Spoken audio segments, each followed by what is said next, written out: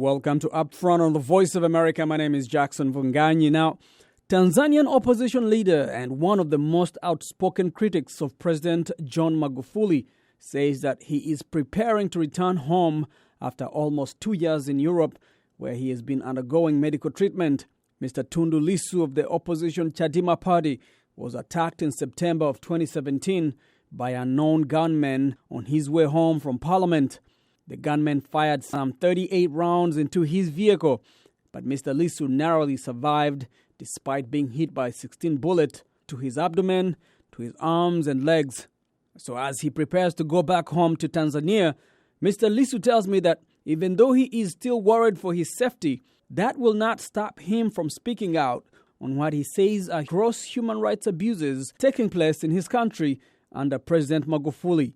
Mr. Tundu Lissu, welcome and thank you very much for joining us today. Let me start off by asking you, why do I call you former legislator? What happened? The last time I spoke to you, you were a legislator representing your constituency in Tanzania. What happened? Give us a little update on how that title changed. First, thank you so much, Mr. Mvunganyi, for having me. You are calling me a former legislator because on June 29th of this year, the Speaker of the National Assembly of the United Republic of Tanzania declared my parliamentary seat vacant on account of alleged absenteeism. As a result of the declaration of that seat as vacant, I was basically sacked from Parliament. Does the Speaker of Parliament have that kind of power to do that? I mean, he's not the one who elected you. You were elected by your constituency. That's right. The Constitution states that an MP ceases to be a member of Parliament when he fails to attend 3 consecutive sessions of the National Assembly without the permission of the Speaker. So that is the ground that they used. But then you have to remember the reasons why I have not been attending parliamentary sessions in Tanzania. You've been out of the country. I have been out of the country since September 7 of 2017. Right, which the Speaker of Parliament knows. I was shot when I was in Parliament. I was attending parliamentary sessions on that day. I was shot 16 times. I was taken out of the country unconscious, and I have remained out of the country ever since, trying to recover from my injuries. So when the Speaker told the nation that he did not know where I have been all this time, it was very strange because I was shot while in Parliament. The world knows where I am except my Speaker. Right. So this happened around mid of this year, around June of this year. It was June 29th. But you had been out of the country over a year and a half at that point. That's right. Why did it take that long for him to actually sack you? Or to come to that conclusion that you were not attending parliamentary sitting and therefore you did not deserve to be a member of Parliament anymore? That is a very good question, and I wish I knew the answer. Because if it's a question of not attending 3 consecutive sessions of Parliament, then I had not attended any parliamentary session the entirety of 2018, the last session of 2017, and 2 sessions of Parliament of this year. So in total, I had not attended like 8 continuous sessions of Parliament. How are you feeling right now? How is your health? And I guess the question on very many people's minds is, when are you returning to Tanzania? Health-wise, I'm doing pretty good. Since 30th of July of this year, I have been weaned off all the medications that I've been taking since I was shot. The last time I was in this particular room in February of this year, I came with crutches. This time around, I've come walking on my own 2 feet. So I'm doing pretty well. As to the question of when I should be returning home, the answer to that is anytime. We are working with my colleagues in Tanzania because the people who shot me have remained at large. The government says that it does not know who did it. They don't have a suspect. They never made an arrest. They have never produced a single investigative report. So there are issues concerning my safety and security upon returning home, which must be sorted out, and my colleagues in the party back in Tanzania are working on that. When they give me the all clear, I'll be returning home. My medical treatment has ended. You've been cleared by the doctor. I have been cleared by the doctor at this point. But the question of whether the people who were responsible for having actually sent you for medical care in the West, in Belgium, where you've been living for the last year and a half, I guess 2 years now, you're not sure whether they will come after your life again. So what are some of the things that your party back at home is doing to ensure for your safety? I think that is the question that I may not have an answer now, because the party is better placed to answer that. That is number one. Secondly, I am not sure it would be wise to describe some of the security measures that are being taken in order to ensure that when I return home, I'm safe, and these are not the kind of details that you want to share on live television. But it suffices to say that my party colleagues and our friends, there are a lot of friends and concerned governments and organizations outside Tanzania and inside Tanzania who are all working to make sure that I'm safe when I return home. What are you hearing from the government? Why have they not initiated investigations on what happened to you? I have not heard anything from the government, apart from statements that have been made by various government officials. And what they have said in essence is that we cannot investigate the assassination attempt because Mr. Lissu is not around in the country. His driver, the driver who was with me on the day I was shot, is not around in the country. So they cannot investigate because I'm not in Tanzania. Even no preliminary investigations. Do you have to be in the country for investigations to commence? Is that the law in Tanzania? Of course, these excuses are just that. Excuses for impunity. I was shot in broad daylight inside a highly secured government housing compound where there is security 24/7, where the entire compound is secured at the gate, the only entry gate, where individual apartment blocks are also secured 24/7. On the day I was attacked, there was no security whatsoever. I was attacked out on my driveway outside my apartment block. That apartment block had CCTV cameras. 5 days after the attack, the police informed the nation that they had obtained the CCTV footage from the building. A year and a half later, the Minister of Home Affairs told the nation that no, that the compound is not guarded, there was no CCTV, and so for all intents and purposes, they don't have any leads. Right. They have not investigated the assassination attempt. And what do you attribute that to? It was a targeted... the lack of investigation. The lack of investigation. Obviously, they know who did it. Listen,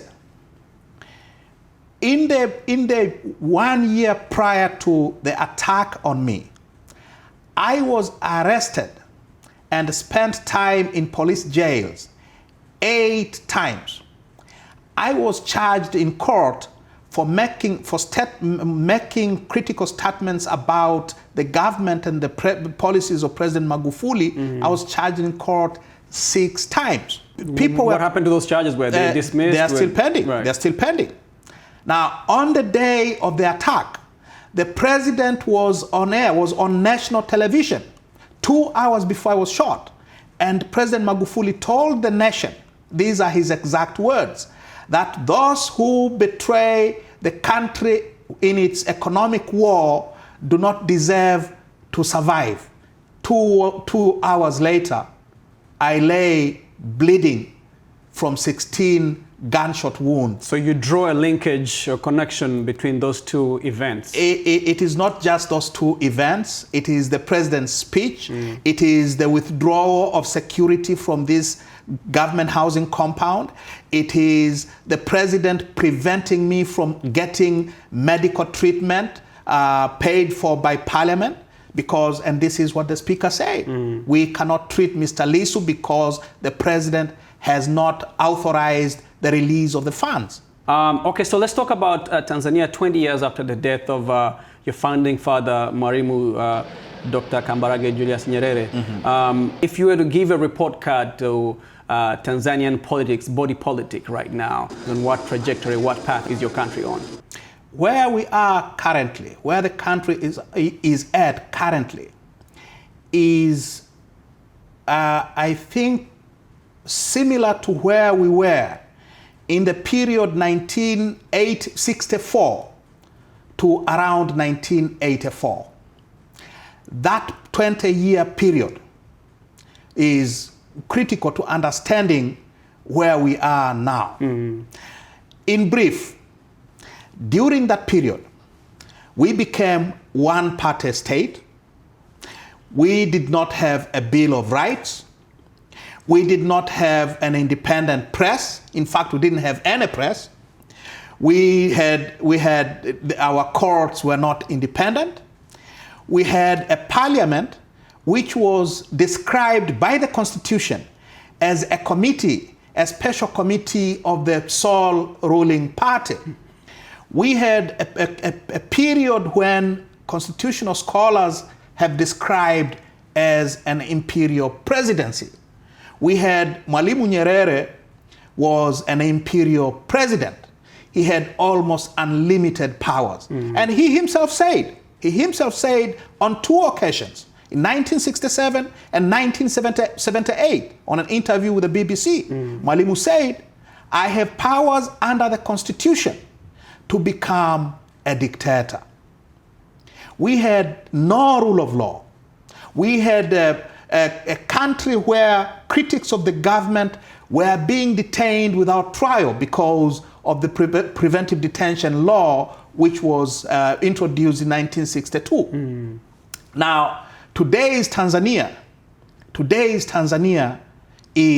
has striking similarities. That's over 30 years later. To that 30 years later, or 35 years later to be exact. Right. There are striking similarities between the Tanzania ya Magufuli and the Tanzania ya Mwalimu Nyerere in that period of time, 1964 to 1984. Because at some point we see Nyerere, I guess, opening up space. Do you feel like Magufuli is also on that trajectory, that he's clamping down at this point, but maybe at some point things will get better for Tanzania?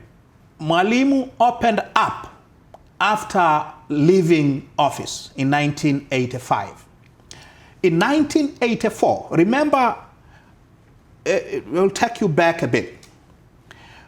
Unlike all British colonies, Tanganyika got its independence with a Westminster Constitution which did not have a Bill of Rights. And we continued without a Bill of Rights until 1984, a year before Mwalimu left office. And when we got the Bill of Rights in 1984, its operation was suspended for 3 years, basically in order to get Mwalimu to leave power without any consequences, without the consequences of his policies being challenged in the courts. Now, that is important. Now, after he left office, particularly from the period 1989, when these Eastern European dictatorships started falling one after the other, and the wind of change started blowing across the continent, that's when Mwalimu came out in the open in support of democracy, in support of multi-party system, which he had opposed all through the 24 years that he was president of the country. Now, that is not a criticism. The fact is, Mwalimu realized that there were serious problems with the autocratic rule, the governance, the governance system that he had built over a quarter century. To his credit, he realized that. Now, President Magufuli is going in the opposite direction. So I guess the question is, how do you find yourself in the same spot 35 years later? How did Tanzania, which had made so much progress, again, we talked about having one of the most robust, vibrant legislative bodies on the continent, how do you find yourself at this point in your political history? We find ourselves in the same spot because during the period 1992, when we went multi-party, to 2015, when President Magufuli came to office, we did not do what we should have done. What we should have done is to carry out major political and constitutional reforms, which would have taken us away from the legacy of imperial presidency that characterized Mwalimu Nyerere and his administration.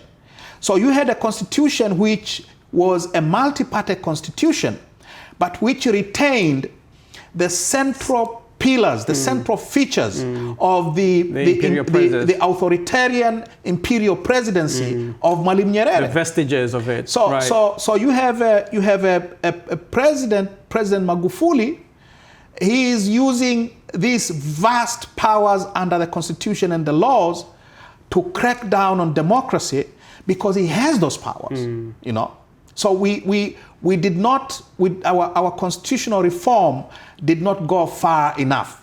2020, I think that's when the next election, presidential elections are coming up. One of the other questions on people's minds is that Mr. Tundu Lissu, when you go back, are you going to be running for office? Are you trying to get that higher office? Are you going to contest for the presidency of Tanzania in 2020? Thank you very much. I have declared my readiness to run for the presidency should I be nominated by my political party. And therefore, I will repeat that. If given the call to serve as president, I will accept the call. And what would you do different from Magufuli? Basically, I will go back to where we went wrong. Carry out a thoroughgoing political and constitutional reform. Attack the central, the foundation of this authoritarian regime. Change the constitution. Create a constitutional scheme that limits the presidential powers, that makes the president accountable to elected bodies, that make parliament free of this shadow of imperial presidency, because now we still retain,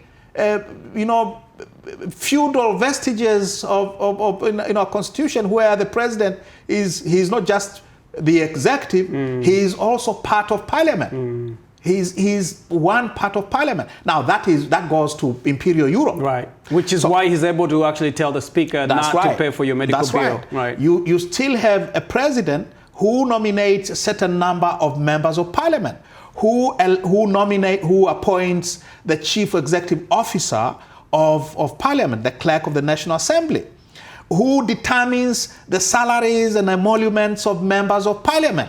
Basically, we have not departed very much from the imperial presidency that was the hallmark of the Mwalimu years. And therefore, what I will do differently would be carry out thoroughgoing constitutional and political reforms to create responsible government. We have a judiciary, for instance, which still answers to the president. The judges of the High Court, justices of the Supreme Court, the Court of Appeal, are all presidential appointees without any intermediation of the elected bodies like Parliament. And these, as our experience shows, these are beholden to the power, their appointing power, the presidency. Our judges are scared of doing justice to us because of this big shadow of, the presidency. From the State House. Right. Yes.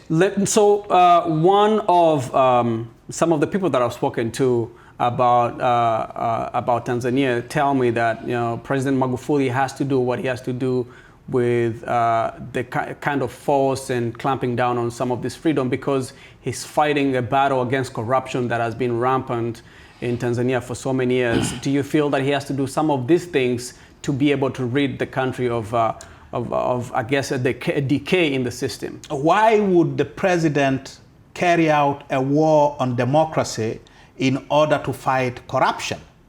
Is the president suggesting that the political parties in opposition are corrupt and therefore they have to be destroyed?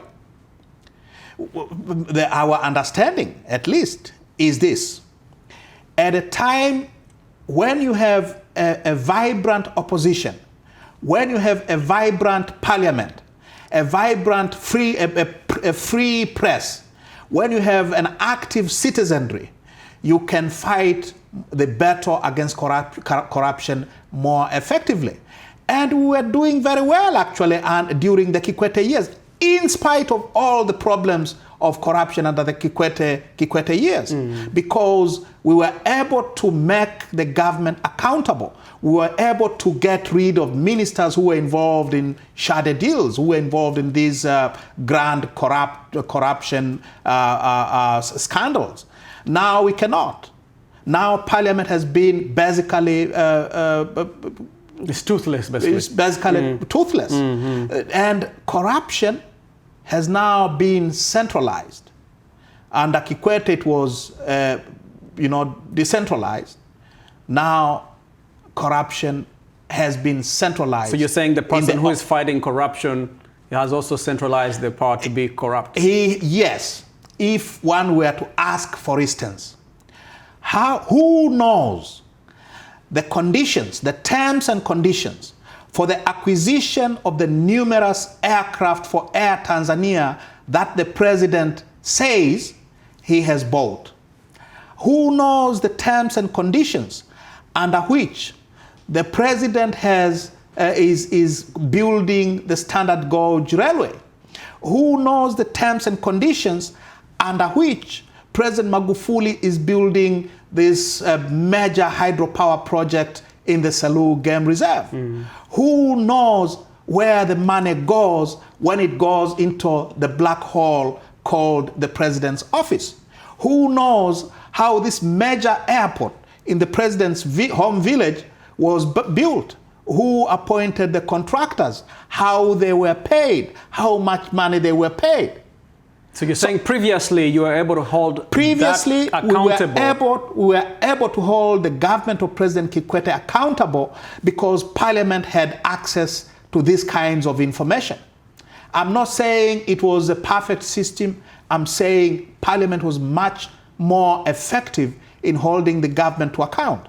Now it is impossible because power has been centralized in the president's office in the same way that it was centralized during the Mwalimu years. Yes. So I think it is very important to repeat this because that is where the inspiration comes from. Right. I guess before we come to the end of our conversation, yes. Some will say Tanzanians at this point have kind of given up. They're fighting, the battle is kind of futile.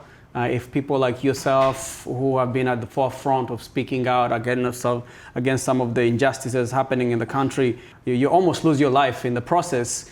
that in a way kind of sends a shockwave in the country, and that people are a little more subdued these days, more worried, more scared to speak out. What message would you give to Tanzanians who are watching you right now? My message to Tanzanians would be this: freedom is fought for. Freedom is never given on a silver platter like manna from heaven. Freedom is paid for, often in blood and treasure. And once won, freedom has to be defended at all costs. Some great American statesman of the 19th century said, the price of liberty is eternal vigilance. So we have to pay our fair share of blood and treasure in order to be free. It cannot be otherwise. We are in a situation where the times demand sacrifices, and Tanzanians cannot be different from other peoples of this world. We will have to fight for our rights. We will have to fight for the right to be free. Mr. Tundu, thank you very much for coming in today. Thank you so much for having me. All right.